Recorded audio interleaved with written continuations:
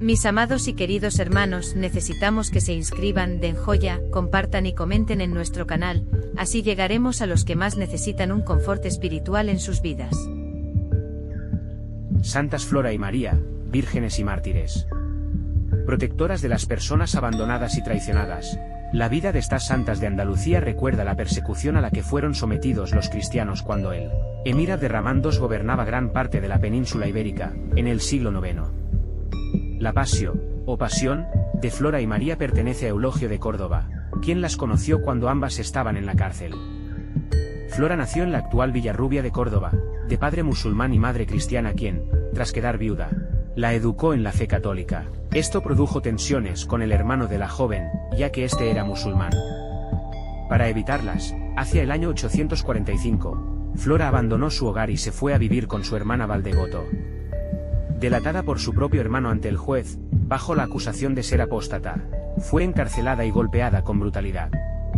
De nuevo en libertad, permaneció oculta durante 6 años cerca de Martos, actual Jaén. Pronto, volvió a Córdoba e ingresó en la Basílica de San Acisclo. En la Basílica, conoció a María, quien se había criado en el monasterio de Santa María de Cuteclara. Como su hermano, el diácono Guayabonso, había sido martirizado, ella también deseaba morir por Jesucristo. En estas circunstancias, María y Flora comparecieron ante el juez y declararon su fe de manera pública. Por supuesto, fueron recluidas en la misma cárcel donde estaba Eulogio, autor del tratado Documentum Martiriale, una apología del martirio que le dedicó a estas mujeres. Santoral del 24 de noviembre, día de Santa Flora y Santa María.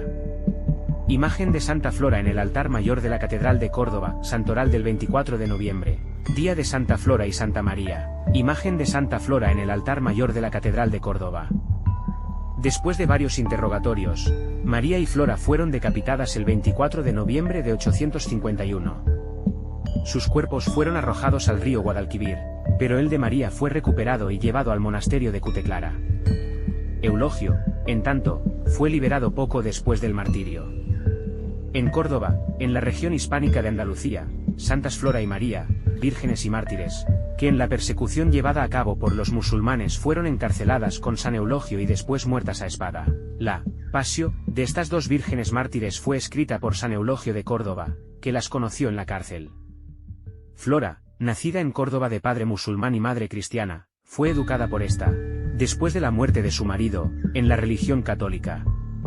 Para evitar el constante choque con su hermano musulmán y para mejor dedicarse a la piedad y la penitencia, hacia el 845 se alejó de su casa, y fue a vivir con su hermana Valdegoto. Debido a esta fuga, delatada por su hermano, fueron detenidos algunos clérigos y fieles, y Flora regresó a su casa. Denunciada por su hermano alcadí, juez, bajo la acusación de apostasía, fue brutalmente golpeada. Cuando la soltaron volvió a escapar y permaneció oculta durante 6 años en las cercanías de Martos, Jaén. Entonces, encendida en deseo del martirio, regresó a Córdoba, donde en la Basílica de San Acisclo conoció a María, llamada también indistintamente Marta, que se había criado en el monasterio de Santa María de Cuteclara, cerca de Córdoba, bajo la orientación de la viuda Artemia. Desde que fuera martirizado su hermano monje, el diácono Guayabonso, María había dejado el monasterio en busca del martirio. Encontrándose así, Flora y María fueron ante el cadí a profesar públicamente su fe católica. Puestas en la cárcel, fueron visitadas por San Eulogio, que también estaba en la misma prisión, y, movido por la fortaleza y el sufrimiento de las dos vírgenes, en cuanto regresó a su celda comenzó a escribir para ellas ese ardiente tratado, el Documentum Martiriale, que es la más noble apología y exhortación al martirio. Varias veces interrogadas y juzgadas por el cadí, perseveraron firmes en la fe, y por ello fueron decapitadas el 24 de noviembre del 851, durante la cruel persecución del emir Abderramán II. Sus cuerpos, abandonados en el campo pero respetados por los mismos animales, fueron luego arrojados al río Guadalquivir, pero el cuerpo de María fue encontrado y enterrado por los cristianos en la iglesia del monasterio de Cuteclara. Las cabezas de las dos mártires fueron colocadas en la Basílica de San Acisclo. San Eulogio, que atribuye a la intercesión de las dos vírgenes su puesta en libertad pocos días después, dio la noticia del martirio en 2 cartas dirigidas a su amigo Álvaro Paulo y a la hermana de Flora, Valdegoto, y coloca su informe en su Memoriale Sanctorum. Apreciaba en Córdoba la persecución musulmana. Los cristianos llenaban las cárceles, y uno de los primeros que habían entrado en ellas era el ilustre doctor Eulogio, que consolaba y alentaba a los demás. Entre las tinieblas del calabozo se encontró Eulogio con una joven medio sevillana, medio cordobesa, cuya imagen había quedado profundamente grabada en su alma desde que la vio por vez primera unos años antes. Se llamaba Flora, y era, nos dice él mismo, una virgen en quien habían florecido todos los encantos de la gracia y todas las gracias de la naturaleza. A la hermosura juntaba una extremada discreción, una voluntad decidida y una riqueza de ingenio muy andaluza. Pero tenía, sobre todo, una bellísima historia, capaz de emocionar al cantor de los mártires. Su madre era una rica matrona de las montañas de Córdoba, su padre, un árabe influyente de Sevilla, que había fijado su residencia en la capital. Hija de un matrimonio mixto, estaba obligada por la ley a seguir la secta de Mahoma, pero, habiendo perdido a su padre en la más tierna edad, su madre la educó en la religión cristiana, desarrollando en ella un vivo amor a las prácticas ascéticas del cristianismo. Cuando solo tenía 12 años repartía todos los viernes a los pobres la comida que le daban. Pero el hermano mayor, musulmán fanático, espiaba todos sus pasos, y así Flora rara vez podía ir al templo de los cristianos, y con frecuencia se veía obligada a tomar parte en los ritos de las mezquitas. Su carácter, sin embargo, no era para andar mucho tiempo con actitudes simuladas. Su conducta le pareció insostenible desde un día en que leyó estas palabras evangélicas: al que me confesare delante de los hombres, yo le confesaré delante de mi Padre, que está en los cielos, mas al que me negare delante de los hombres, yo le negaré también delante de mi Padre, que está en los cielos. Santa María. Ya no titubeó. Un día, burlando toda vigilancia, sin decir siquiera una palabra a su madre, desapareció de casa, arrastrando consigo a su hermana Valdegotona. Su hermano diose a buscarlas por todos los conventos de Córdoba, pero inútilmente. En vano hizo prender a los clérigos de quienes sospechaba que habían estado en relaciones con la desaparecida, porque les había visto entrar en su casa para llevarle diariamente la comunión.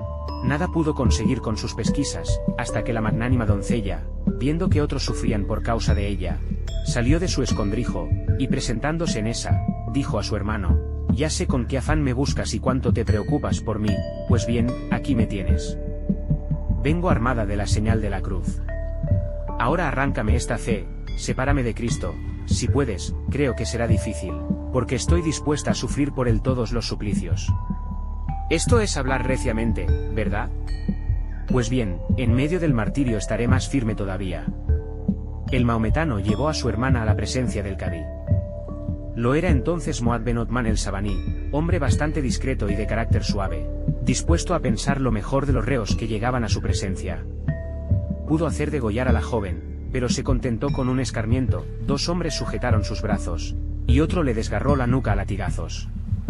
Cuando la víctima estaba ya sin sentido, dijo el juez a su hermano: ahora, cúrala e instruyela en nuestra religión, y si no adelantas nada, tráemela de nuevo. El musulmán la recogió, y llevándola a su casa, hízola cuidar y adoctrinar por las mujeres de su harén. A los pocos días Flora empezó a meditar la fuga.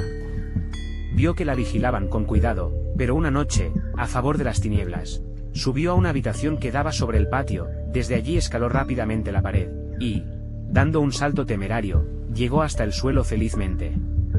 Caminó después durante algún tiempo, sin saber a dónde iba, hasta que su buena ventura la llevó a casa de un cristiano conocido. Allí vio a Eulogio por primera vez. El sacerdote sintió una fuerte sacudida ante aquella joven extraordinaria. Su belleza bravía, la seducción de su palabra animada y ardiente, la resolución de su espíritu, el entusiasmo de su fervor religioso, todo ejerció un poder casi magnético sobre la imaginación de Eulogio. Desde entonces una luz bella penetra su vida, es una luz perfectamente humana, aunque divinizada por su virtud y por aquella costumbre, que tanto le había costado, de dominarse y reprimirse. La imagen de Flora se clavará en su corazón como la de una mujer ideal, la heroína del cristianismo, el tipo de la mujer fuerte y discreta que había visto pintada en la Biblia. Concibió por ella una amistad espiritualizada, en que la admiración y el respeto se mezclaban al amor, un amor puro e intelectual, como debe sentirse en la mansión de los bienaventurados. 10 años después recordaba todavía con emoción esta primera entrevista como uno de los acontecimientos más venturosos de su vida. El recuerdo se había hecho más vivo, el amor, más sobrenatural, y un martirio glorioso había venido no a romper, sino a coronar aquel anhelo amistoso de una más alta categoría que había germinado en el corazón de un santo. Y yo, Pecador, dirá, pensando en este día, yo, rico solo de iniquidades, que gocé su amistad desde el principio de su martirio, tuve la dicha de tocar, juntando mis manos, las cicatrices de aquella cabeza santísima y delicadísima, despojada de la cabellera virginal por la fuerza de los azotes. Después, mientras Eulogio seguía trabajando por su ideal espaciolista y cristiano, Flora sale de la capital y va a esconderse en Osera, un pueblo de la diócesis aceituna, Martos. Tal vez la había perdido de vista, más he aquí que ahora, estando en la prisión, oye pronunciar su nombre, y se estremece. Primero solo pudo recoger noticias incompletas, más pronto le dijeron toda la verdad. Era una verdad hermosa, que inundó de alegría su alma. Vivía en las montañas de Córdoba una familia piadosa que había dado ya un mártir a la fe, Gualabonso. Gualabonso tenía una hermana que no podía consolarse de su muerte. Era monja en el monasterio de Cuteclara, a unas leguas de Córdoba, y se llamaba María. Una profunda tristeza la devoraba, hasta que, un día, otra religiosa le contó que el mártir se le había aparecido y le había dicho estas palabras: «Di a mi hermana que cese de llorar por mí, y que pronto estará conmigo en el cielo». Desde entonces las lágrimas se trocaron en impaciente anhelo de morir por Cristo, y un día, dejando su convento, dirigióse a Córdoba para presentarse al cadí. De camino encontró la iglesia de San Acisclo, y en ella entró para encomendar a Dios su empresa. Arrodillóse al lado de otra joven, que parecía como arrebatada en el éxtasis de la contemplación, y en la cual creyó reconocer a Flora, la santa Flora generosa virgen que había conmovido con su valor, 5 años antes, a los cristianos cordobeses. Era Flora, efectivamente. En la soledad de su retiro, había oído a Cristo, que le decía: «Otra vez vengo a ser crucificado», y alentada por esta voz, acababa de llegar a Córdoba y se preparaba con la oración a morir. Fuera de sí María con aquel feliz encuentro, llevó a un lado a su compañera, la hizo conocer su resolución, y las dos jóvenes juraron, abrazándose, no separarse ni en la vida ni en la muerte. María se abrasaba en deseos de reunirse con su hermano, Flora pensaba en el abrazo eterno de Cristo, su esposo. Llenas de entusiasmo, salen de la iglesia, se presentan al juez, se declaran cristianas, y llaman a Mahoma malhechor, adúltero, mago y pseudoprofeta. El juez, lo era ahora Sed Ben Soleimán, quedó escandalizado al oír tales blasfemias, y en el acceso de su rabia no se le ocurrió más que prorrumpir en gritos descompasados, en gruesas injurias y en horribles amenazas, que las jóvenes oían con la mayor tranquilidad. Desahogada la cólera, mandó prender a las vírgenes y ponerlas en la cárcel juntamente con las mujeres de mala vida. Esto es lo que supo Eulogio en el mes de octubre de 851. Su corazón se llenó de una alegría exaltada que le hizo olvidar las molestias de la reclusión. Pero, bien pronto, otras noticias vinieron a llenarle de angustia. «Flora», le dijeron, «está a punto de abjurar la fe». Los emisarios de Recafredo, el obispo, los del cadí y los de su hermano, no la dejan un instante tranquila. Es difícil que pueda resistir este asedio constante. Otro tanto le sucede a su compañera. No era precisamente una abjuración de la fe lo que se las pedía. Bastaba que se retractasen de las palabras que habían dicho contra Mahoma, y esto empezó a hacerlas vacilar. Vino después la amenaza de que las sacarían al mercado y las venderían como esclavas, y entonces su terror ya no tuvo límites. Antes oraban, ayunaban, meditaban, cantaban himnos de alegría, ahora no cesaban de llorar. De este desmayo vino a sacarlas un largo escrito en que se hacía la alabanza del martirio y se les aseguraba que la prostitución y la deshonra eran compatibles con la integridad del alma. La voz de Eulogio llegaba hasta ellas. Rápidamente, con la decisión heroica de quien se lanza al peligro para salvar a la persona amada, el ilustre doctor les enviaba desde el calabozo un bello y emocionante tratado, al cual había puesto por título, Documento Martirial. Su elocuencia íntima y familiar tuvo el éxito más completo. Las dos jóvenes mostraron, después de leerle, una firmeza y un entusiasmo de que el mismo Eulogio estaba maravillado. El 13 de noviembre Flora compareció por última vez en la curia. «¿Cuál es tu última resolución?», preguntó el cadí. «La misma de siempre», respondió ella. «Y si os empeñáis, vais a oír cosas más desagradables que otras veces». Cuando volvió a la cárcel, Eulogio logró tener una entrevista con ella. Tal vez era un favor que no se podía negar a la que pronto subiría al cadalso. Creía, nos dice el iluminado sacerdote, ver un ángel. Una claridad celestial la rodeaba, su rostro resplandecía de gozo, parecía gustar ya las alegrías de la celeste patria. Con la sonrisa en los labios, me dijo lo que el cadí le había preguntado y lo que ella respondió. Cuando hube escuchado este relato de aquella boca tan dulce como la miel, procuré confirmarla en su resolución, mostrándole la corona que la esperaba. Yo la adoré, me prosterné delante de su figura angelical, me encomendó a sus oraciones, y, reanimado por sus palabras, volví menos triste a mi oscura prisión. Las dos vírgenes subieron al patíbulo el 20 de noviembre. San Félix de Valois cede galantemente su puesto en este libro, para ir él a juntarse con su amigo y colaborador San Juan de Mala.